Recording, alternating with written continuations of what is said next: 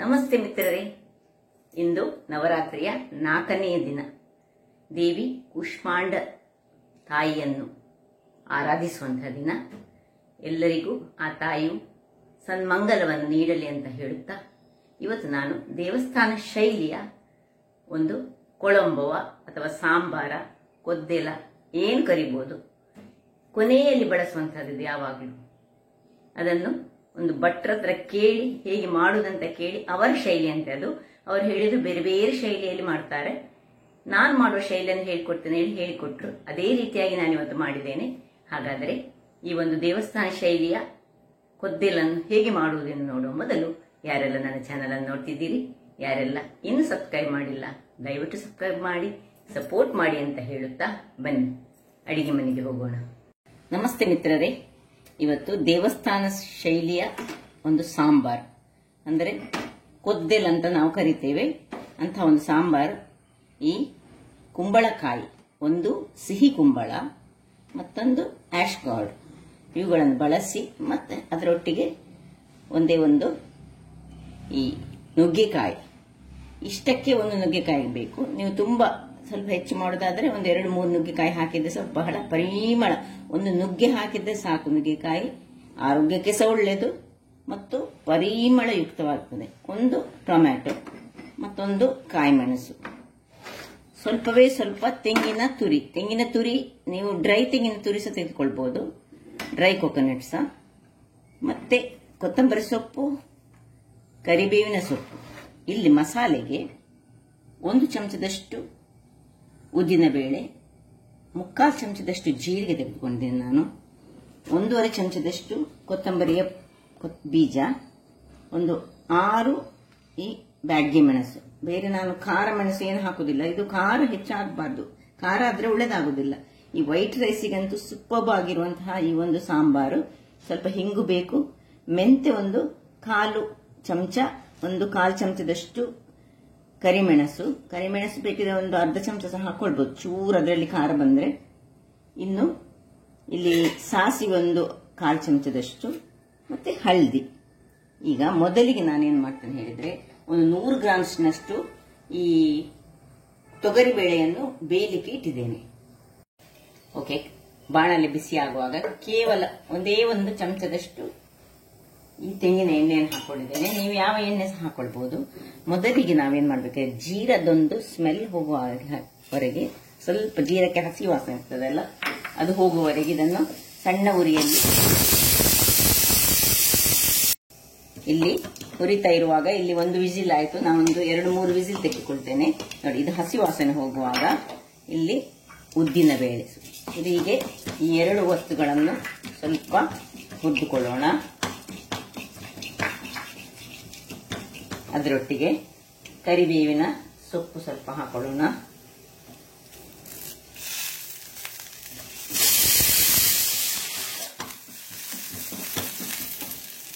ಇನ್ನು ಕರಿಬೇವಿನ ಸೊಪ್ಪು ಸ್ವಲ್ಪ ಬಾಡ್ಕೊಳ್ಬೇಕು. ಇದರಲ್ಲಿ ಸ್ವಲ್ಪ ಹೆಚ್ಚು ಕರಿಬೇವಿನ ಸೊಪ್ಪು ಹಾಕಿದ್ರೆ ಸಹ ಬಹಳ ಚೆನ್ನಾಗಿ ಬರ್ತದೆ, ಪರಿಮಳಯುಕ್ತವಾಗ್ತದೆ. ಕರಿಬೇವಿನ ಸೊಪ್ಪು ಯಾವಾಗಲೂ ಒಂದು ಆದಷ್ಟು ಹೆಚ್ಚು ಹಾಕಿದ ಆರೋಗ್ಯಕ್ಕೆ ಸಹ ಉತ್ತಮ. ಅದರೊಟ್ಟಿಗೆ ಪರಿಮಳಯುಕ್ತವಾದ ಒಂದು ಮಸಾಲೆ ರೆಡಿ ಆಗ್ತದೆ. ಸೊ 3 ವಿಸಿಲ್ ಆದ್ಮೇಲೆ ನಾನು ಇದನ್ನು ಆಫ್ ಮಾಡ್ಕೊಳ್ತಿದ್ದೇನೆ, ಅದಲ್ಲಿ ತಣ್ಣಗಾಗ್ಲಿ. ಇಲ್ಲಿ ಮಸಾಲೆ ರೆಡಿ ಆಗ್ತಾ ಇರುವಾಗ ಇಲ್ಲಿ ಉಳಿದದೆಲ್ಲ ಮೆಣಸನ್ನು ಲಾಸ್ಟ್ ಹಾಕೊಳ್ಳೋಣ. ಉಳಿದ ಎಲ್ಲ ಇಂಗ್ರೀಡಿಯೆಂಟ್ಸ್ ಯಾವುದೆಲ್ಲ ಮಸಾಲೆ ಹೇಳಿದ್ದೇನೆ, ಕೊತ್ತಂಬರಿ, ಮೆಂತೆ, ಕಾಳು ಮೆಣಸು, ಇಷ್ಟನ್ನು ಸಹ ಹಾಕೊಳ್ತಿದ್ದೇನೆ. ಹದಾವುರಿಯಲ್ಲಿ ಪರಿಮಳ, ಒಂದು ಒಳ್ಳೆ ಅರೋಮ ಬರುವವರೆಗೆ ಇಷ್ಟನ್ನು ತುರಿಗೆ ಹುರಿದುಕೊಳ್ಬೇಕು. ನೋಡಿ, ಎಣ್ಣೆಯನ್ನು ಹೆಚ್ಚು ಹಾಕಲಿಲ್ಲ ನಾನು, ಸ್ವಲ್ಪ ಎಣ್ಣೆಯಲ್ಲಿ ಫ್ರೈ ಮಾಡಿದರೆ ಆಯಿತು. ಇನ್ನು ಇದು ಒಳ್ಳೆ ಅರೋಮ ಬರುವಾಗ ಈ 6 ಮೆಣಸನ್ನು ಇದಕ್ಕೆ ಹಾಕೊಳ್ಳೋಣ. 6, 5 ಅಥವಾ ಚೂರು ಖಾರ ಹೆಚ್ಚು ಬೇಕಿದ್ರೆ ಇದು ಪೆಪ್ಪರ್ ಸಹ ಹೆಚ್ಚು ಹಾಕೊಂಡು ಮಾಡಬಹುದು, ಅಥವಾ ಕಲ್ಲರಿಗೆ ಇದನ್ನು ಸಹ ಮಾಡಬಹುದು. ಆದರೆ ಇದು 6 ಇಷ್ಟು ನಮ್ಮ ವೆಜಿಟೇಬಲ್ಸ್ಗಳಿಗೆ 6 ಸಾಕು. ಇಷ್ಟಾಗುವಾಗ ಇನ್ನು ತೆಂಗಿನ ತುರಿ, ಸಾಸಿವೆ ಪಟಪಟ ಹೇಳ್ತಾ ಉಂಟು, ಚೂರು ಸಾಸಿವೆ ಹಾಕಿದ್ದು ನಾನೊಂದು 1/2 ಚಮಚದಷ್ಟು. ಇಷ್ಟಕ್ಕೆ ಇಷ್ಟು ಸಾಕಾಗ್ತದೆ ತೆಂಗಿನ ತುರಿ ಒಂದು 30 ಗ್ರಾಮ್ಸ್ನಷ್ಟು, ಅಂದ್ರೆ ಒಂದು ಹ್ಯಾಂಡ್ಫುಲ್ ಆಫ್ ಅಂತ ನಾವೇನು ಹೇಳ್ತೇವೆ ಅಷ್ಟನ್ನು ಹಾಕೊಂಡು, ಈಗ ನಡುವಲ್ಲಿ ಸ್ವಲ್ಪ ಹಿಂಗಿನ ಗಡ್ಡೆ ಆದ್ರೆ ಸ್ವಲ್ಪ ಮೊದಲೇ ಹಾಕೊಳ್ಳಿ. ಇದೀಗ ಇದು ಪುಡಿ ಹಿಂಗು, ಅದರಿಂದಾಗಿ ಸ್ವಲ್ಪ ಹಿಂಗನ್ನು ಹಾಕೊಂಡು ಇದಕ್ಕೆ ಮಿಕ್ಸ್ ಮಾಡ್ಕೊಳ್ಳೋಣ. ಅದರೊಟ್ಟಿಗೆ ಸ್ವಲ್ಪ ಹಳದಿಯ ಪುಡಿ, ಇಷ್ಟನ್ನು ಸ್ವಲ್ಪ ಫ್ರೈ ಆಗಬೇಕು. ತೆಂಗಿನ ತುರಿ ಒಂದು ಚೂರು ಪರಿಮಳ ಬರಬೇಕು ತೆಂಗಿನ ತುರಿದು, ಅಷ್ಟು ಫ್ರೈ ಆಗಬೇಕು ತೆಂಗಿನ ತುರಿ. ಹೀಗೆ ಮಾಡಿದರೆ ಮಸಾಲೆ ಬಹಳ ಚೆನ್ನಾಗಿ ಬರ್ತದೆ. ಸಾಕು, ಇಷ್ಟ ಆಗುವಾಗ ಆಫ್ ಮಾಡ್ಕೊಳ್ತೀನಿ. ವೀಕ್ಷಕರೇ, ಇದು ತಣ್ಣಗಾಗ್ತಾ ಇರುವಾಗ ಇಲ್ಲಿ ನಾನು ಇದರದ್ದು ಎಲ್ಲ ಬೀಜ ಮತ್ತು ಇದನ್ನು ತೆಗೆದು ಇದರದ್ದು ಸಿಪ್ಪೆ ತೆಗಿಬೇಕು. ಇದರ ಸಿಪ್ಪೆಯನ್ನು ತೆಗೆದು ಮಾಡ್ಕೊಳ್ಳೋದು ನಾವು. ಬಟ್ ಇದರದ್ದು ನೋಡಿ, ಇದರದ್ದು ಈ ಭಾಗ ತೆಗೆದುಕೊಂಡು ಸಿಪ್ಪೆ ತೆಗಿಲಿಕ್ಕಿಲ್ಲ, ಸಿಪ್ಪೆ ಒಟ್ಟಿಗೆ ಇದನ್ನು ಕಟ್ ಮಾಡ್ಕೊಳ್ಳೋದು. ಎಲ್ಲವನ್ನು ಹೀಗೆ ನಾನು ಕಟ್ ಮಾಡ್ಕೊಂಡು ನಿಮಗೆ ತೋರಿಸ್ಕೊಡ್ತೇನೆ.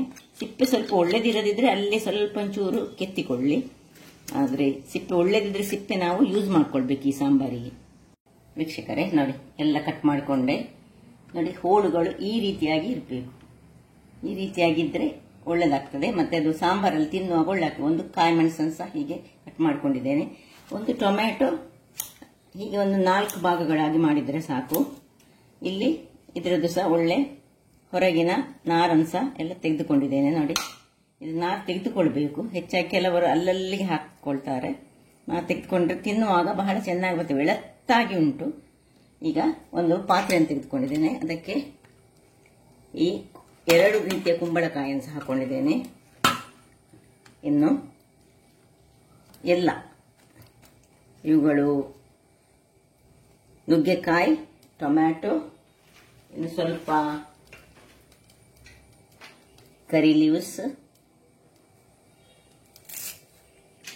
ಸ್ವಲ್ಪ ದಂಟು ಕೊತ್ತಂಬರಿ ಸೊಪ್ಪು ದಂಟುಗಳನ್ನು ನೋಡಿ ಹೀಗೆ ಕಟ್ ಮಾಡ್ಕೊಂಡು ಹಾಕೊಂಡು, ಇದರದ್ದು ಎಲೆಗಳು ಅಲ್ಲೇ ಇರಲಿ. ಇದನ್ನು ಹಾಕಿ ಇದಕ್ಕೆ ಒಂದು 2 ಲೋಟದಷ್ಟು ನೀರು, ಮುಳುಗುವಷ್ಟು ನೀರನ್ನು ಹಾಕೊಳ್ತೇನೆ.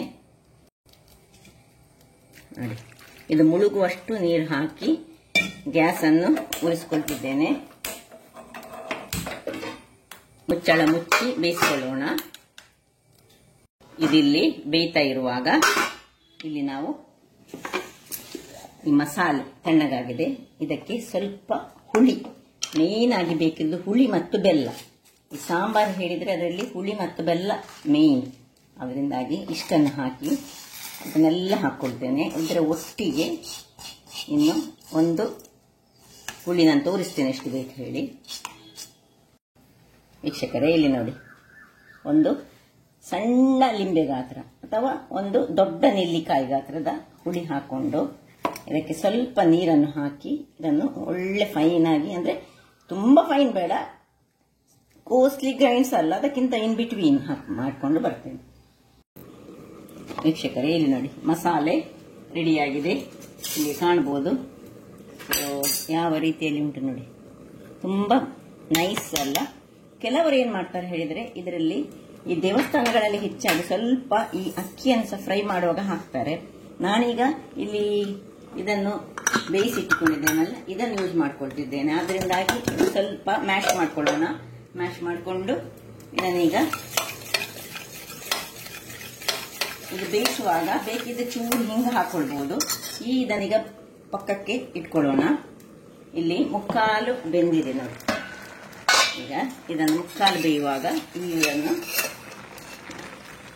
ಮ್ಯಾಶ್ ಮಾಡ್ಕೊಂಡದನ್ನು ಹಾಕೊಳ್ಳೋಣ. ಹಾಕೊಂಡು ಇನ್ನು ಉಪ್ಪು ಮತ್ತು ಬೆಲ್ಲ ಎರಡನ್ನು ಸಹ ಒಟ್ಟಿಗೆ ಹಾಕೊಳ್ಳೋಣ.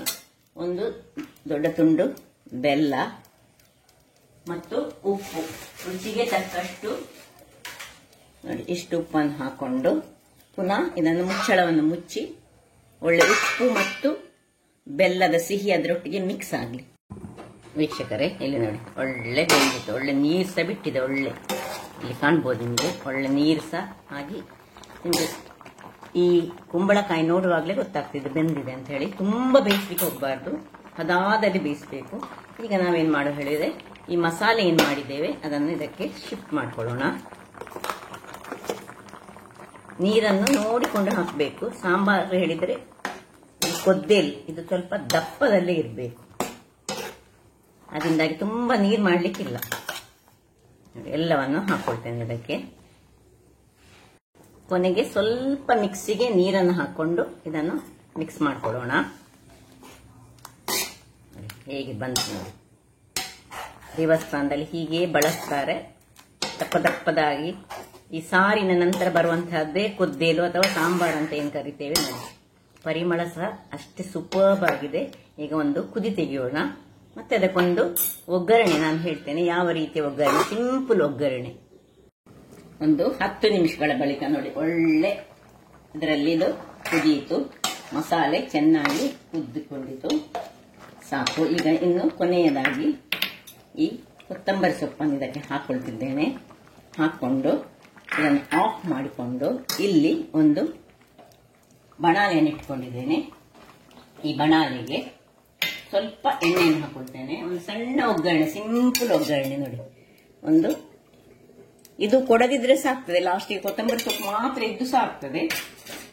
ಇದು ನಾನು ಹೆಚ್ಚಾಗಿ ಇದನ್ನು ಕೊಡ್ತೇನೆ. ಇಲ್ಲಿ 1 ಚಮಚದಷ್ಟು ಸಾಸಿವೆ, ಒಂದು ಮೆಣಸು,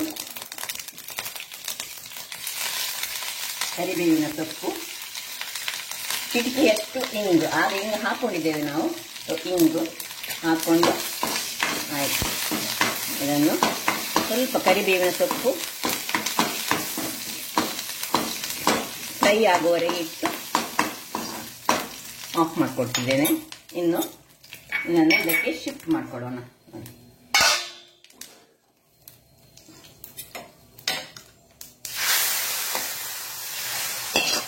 ಈ ಲಾಸ್ಟ್ ಪ್ರೊಸೆಸ್ ಬೇಕಿದ್ರೆ ಮಾಡಬಹುದು, ಇಲ್ಲದಿದ್ರೆ ಸ್ಕಿಪ್ ಮಾಡಬಹುದು. ಅದೇ ದೇವಸ್ಥಾನಗಳಲ್ಲಿ ಹೆಚ್ಚಾಗಿ ಒಂದು ಒಗ್ಗರಣೆಯನ್ನು ಕೊಡ್ತಾರೆ. ಆಯ್ತು, ರುಚಿ ರುಚಿಯಾದ ಸಾಂಬಾರ್ ಅಥವಾ ಕೊದ್ದೇಲ್ ಅಂತ ಏನ್ ಕರಿತೇವೆ ಅದು ರೆಡಿ ಆಯ್ತು. ಸರ್ವ್ ಮಾಡೋಣ. ಸರ್ವಿಂಗ್ ಟೈಮ್ ನೋಡಿ ಹೇಗೆ ಬಂತು. ದೇವಸ್ಥಾನಗಳಲ್ಲಿ ಕೊನೆಯಲ್ಲಿ ಒಂದು ಬಳಸುವಂತಹ ಒಂದು ಸಾಂಬಾರ್ ಕೊದ್ದೇಲ್ ಅಂತ ನಾವು ಏನ್ ಕರಿತೇವೆ. ಕೆಲವರು ಇದನ್ನು ಸೌತೆಕಾಯಿ ಸಹ ಮಾಡ್ತಾರೆ. ಅದು ಹೆಚ್ಚಾಗಿ ದೇವಸ್ಥಾನಗಳಲ್ಲಿ ಈ ಕುಂಬಳಕಾಯಿ ಮತ್ತು ಸಿಹಿ ಕುಂಬಳ ಇದನ್ನು ಹಾಕೊಂಡು ಮಾಡುವಂತಹ ಈ ಒಂದು ರುಚಿಕರವಾದ ಹಾಗೂ ಈ 2 ವಸ್ತುಗಳು ಸಹ, ಕುಂಬಳ ಆಗಲಿ ಸಿಹಿ ಕುಂಬಳ ಆಗಲಿ, ದೇಹಕ್ಕಂತೂ ಬಹಳ ಉತ್ತಮ. ನೋಡಿ ಸ್ವಲ್ಪ ದಪ್ಪದಲ್ಲಿ ಇಟ್ಕೊಳ್ಬೇಕು ಇದನ್ನು. ನೋಡಿದ್ರಲ್ಲ ವೀಕ್ಷಕರೇ, ಒಂದು ಸುಲಭ ರೀತಿಯಲ್ಲಿ ಮಾಡುವಂತಹ ಈ ಒಂದು ಸಾಂಬಾರ್ ಕೊದ್ದೇಲ್. ಬೇರೆ ಬೇರೆ ವಿಧ ವಿಧದ ರೀತಿಯಲ್ಲಿ ಹುಳಿ ಸಹ ಹೇಳ್ತಾರೆ ಕೆಲವರು ಇದನ್ನು. ಹಾಗಾದ್ರೆ ನನ್ನ ಈ ಕುಕಿಂಗ್ ಚಾನಲ್ ನಿಮಗೆ ಇಷ್ಟ ಆದರೆ ಬೋಳೂರು ಸುವರ್ಣ ಚಾನಲನ್ನು ಲೈಕ್ ಮಾಡಿ, ಶೇರ್ ಮಾಡಿ ಹಾಗೂ ಸಬ್ಸ್ಕ್ರೈಬ್ ಮಾಡಿ. ಹಾಗೂ ನನ್ನ ಇನ್ಸ್ಟಾಗ್ರಾಮ್ ಪೇಜನ್ನು ಫಾಲೋ ಮಾಡಿ. ಧನ್ಯವಾದಗಳು.